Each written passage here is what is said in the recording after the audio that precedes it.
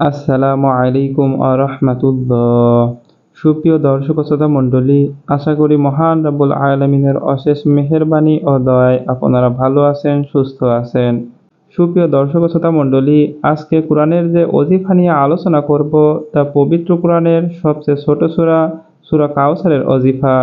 এই অজিফা পড়ার পর আল্লাহর কাছে আপনি যা নেক দোয়া করবেন তাই কবুল হবে ইনশাআল্লাহ। এই অজিফা থেকে পরিপূর্ণ আমল করতে ভিডিওটি অবশ্যই শেষ পর্যন্ত দেখবেন। সুপ্রিয় দর্শক ও শ্রোতা মণ্ডলী, যে কোনো অজিফা পূরণ করার পূর্বশর্ত হলো সেটা অবশ্যই ইয়াকিনের সাথে করতে হবে। মনের মধ্যে সন্দেহ রেখে কিংবা পরীক্ষা করার জন্য অজিফা করলে আপনি সফল হবেন না। তাই প্রথমে সূরা কাউসার সম্পর্কে কিছু তথ্য আলোচনা করব, তারপর সেই অজিফা পড়ব। রাসূল সাল্লাল্লাহু আলাইহি ওয়াসাল্লামের পুত্র কাসেম এবং শেষ পুত্র ইব্রাহিম যখন মারা যান, তখন কাফেররা রাসূল সাল্লাল্লাহু আলাইহি ওয়াসাল্লামকে নির্বংশ কটূক্তি করতে লাগলেন। তাদের কথায় তিনি অনেক মর্মাহত হলেন। যারা রাসূল সাল্লাল্লাহু আলাইহি ওয়াসাল্লামকে নিয়ে কটূক্তি করতেন, তাদের মধ্যে একজন হলো আস ইবনে ওয়াইল। তার সামনে যখন রাসূল সাল্লাল্লাহু আলাইহি ওয়াসাল্লামকে নিয়ে কিছু বলা হতো, তখন সে বলতো, আরে তোমরা তাকে নিয়ে চিন্তিত হচ্ছ কেন? তার কথা বাদ দাও তো, কেননা সে তো লেজ কাটা নির্বংশ। সে যদি মারা যায় তাহলে তার নাম নেওয়ার মতো এই জমিনের বুকে আর কেউ থাকবে না। তাহলে অযথা তোমরা তাকে নিয়ে চিন্তিত হবে না। এভাবে যখন এইসব কথাবার্তা হতো, তখন রাসূল সাল্লাল্লাহু আলাইহি ওয়াসাল্লাম এই সকল কথা শুনে খুব কষ্ট পেতেন। তখন আল্লাহ রাব্বুল আলামিন তার এই কষ্ট দূর করার জন্য সূরা কাউসার নামে এই ছোট্ট সূরাটি নাজিল করেন এবং তাকে সান্ত্বনা দেন, কাউসার তথা কল্যাণের সুসংবাদ, এবং বললেন, হে নবী, আপনাকে যারা নির্বংশ বলেছে তারাই নির্বংশ হয়ে যাবে। তাদের নাম নেওয়ার মতো কেউ থাকবে না এই জগতের বুকে। আপনি চিন্তিত হবেন না, বরং ধৈর্য ধারণ করুন। হযরত আনাস রাদিয়াল্লাহু তাআলা আনহু থেকে বর্ণিত, একদিন রাসূল সাল্লাল্লাহু আলাইহি ওয়াসাল্লাম আমাদের সামনে উপস্থিত হলেন। হঠাৎ তার মধ্যে তন্দ্রা অর্থাৎ এক প্রকার সচেতনতার অভাব দেখা দিল। তারপর তিনি মাথা উঠালেন। জিজ্ঞাসা করলাম, ইয়া রাসূলাল্লাহ, আপনি মাথা উঠিয়ে হাসলেন, এই হাসির কারণ কি? তিনি বললেন, এই মুহূর্তে আমার নিকট একটি সূরা নাজিল হয়েছে। অতঃপর তিনি বিসমিল্লাহ সহ সূরা কাউসার পাঠ করলেন এবং বললেন, তোমরা কি জানো কাউসার কি?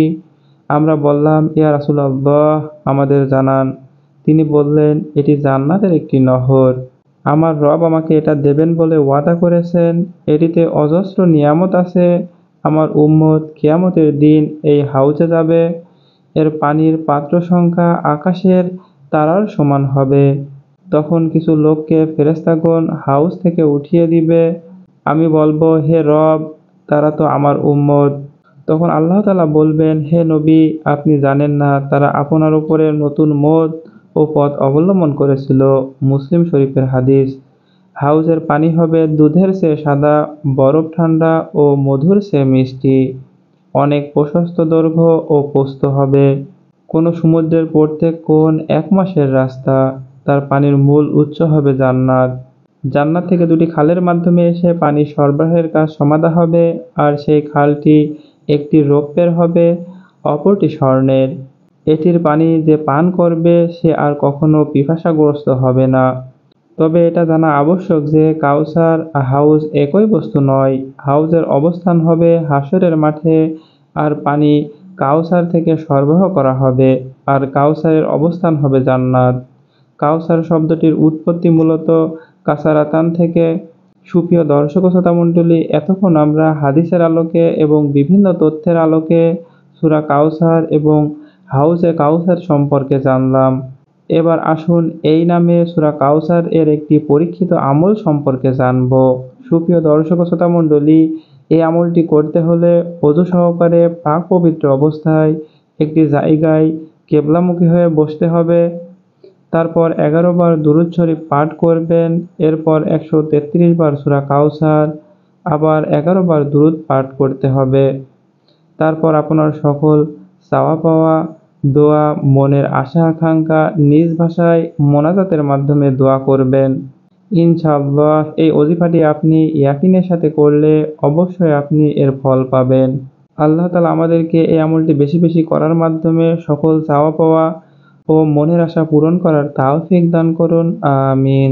এরকম নতুন নতুন ভিডিও পেতে আমাদের চ্যানেলকে সাবস্ক্রাইব করে পাশে থাকা বেল আইকনটি প্রেস করে রাখুন।